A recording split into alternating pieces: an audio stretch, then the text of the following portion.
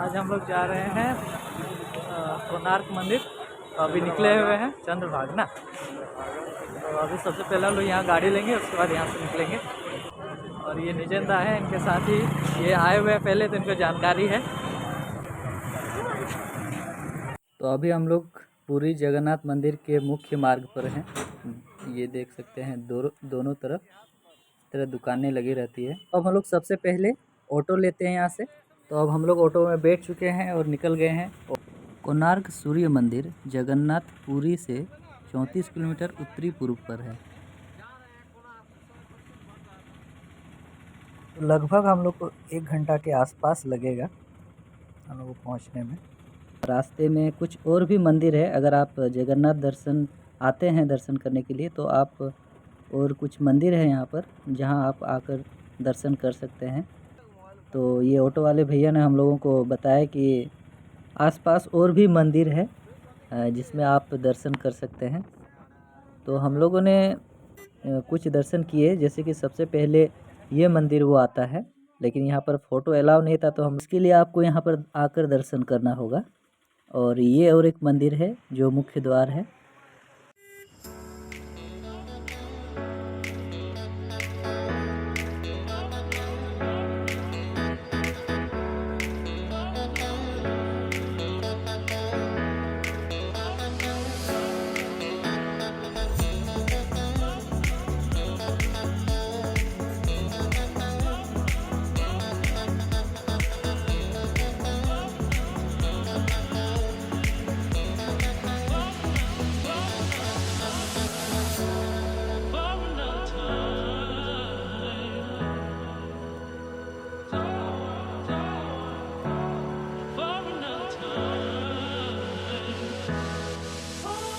ये जो नदी आपको दिख रही है, इसकी खास बात यह है कि ये समुद्र से जुड़ा हुआ है और ये समुद्र 2 से 3 किलोमीटर सामने ही है।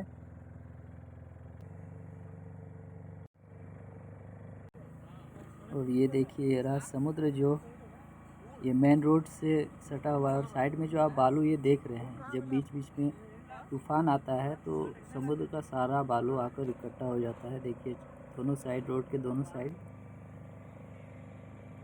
अब हम लोग कोणार्क टेम्पल पहुंच गए हैं और यहाँ पर स्टैंड है, तो यहाँ पर ऑटो वगैरह यहाँ रुकेंगे या उतरेंगे। जो आप लोग सामने देख रहे हैं ये है वो कोणार्क मंदिर। और देखिए ये चारों तरफ पूरा पार्क की तरह एकदम बना दिया गया है।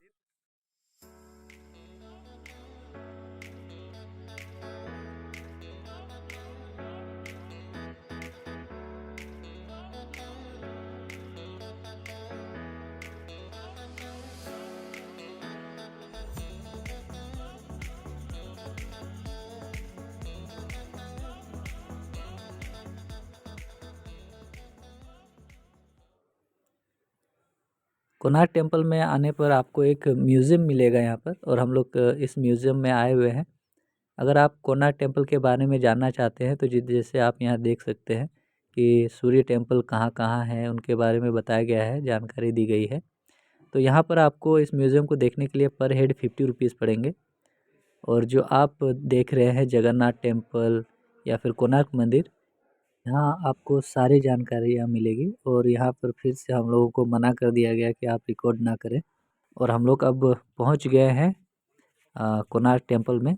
यहाँ पर भी आपको दर्शन के लिए 40 रुपीज़ पर हेड आपको पे करना पड़ेगा। फॉरेनर्स को 600 पे करना होता है। आइए इसके इतिहास के बारे में कुछ जानकारी हम लोग देखते हैं और जानते हैं। कथाओं के अनुसार गंग वंश के राजा नरसिंह देव प्रथम ने अपने वंश का वर्चस्व सिद्ध करने हेतु लगभग 1250 ईस्वी पूर्व निर्माण का आदेश दिया था। मंदिर को बनाने के लिए करीब 1200 वास्तुकारों और कारीगरों की सेना के द्वारा 12 वर्षों में इसका निर्माण किया गया था। राजा ने एक निश्चित तिथि तक कार्य को पूर्ण करने का एक कड़ा आदेश दिया था। और इस मंदिर के अंतिम केंद्र शिला को लगाने की समस्या का सुझाव कोई नहीं दे पा रहा था। और इस मंदिर के जो मुख्य कारीगर थे विशु महाराणा, उनके 12 वर्ष पुत्र धर्मपाद ने इस समस्या का समाधान कर सबको आश्चर्य कर दिया था। और इसके तुरंत बाद ही सागर के तट पर उनका शव प्राप्त हुआ।